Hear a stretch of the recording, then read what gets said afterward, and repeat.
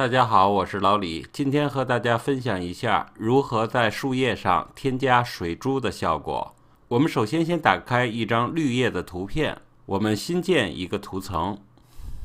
我们在左边工具菜单栏中选择椭圆选框工具，我们在绿叶上画一个圆。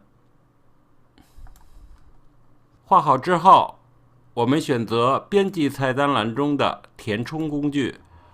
我们把背景色设为白色，然后我们按确定。我们把图层1的填充100%改为0，双击图层1，打开混合选项。我们选择内阴影，我们对它的角度进行一下调整，调整它的距离，还有它的大小。然后我们在色块中选择相应的绿色。接下来我们选择内发光，适当的调整它的不透明度、它的大小像素，还有它的范围。然后我们继续选择投影，不透明度做适当的调整。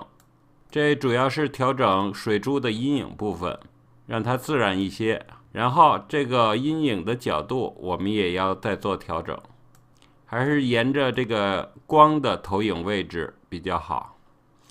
然后我们再继续调整它的大小，然后我们按下确定。现在呢，这个水珠就基本上做成了。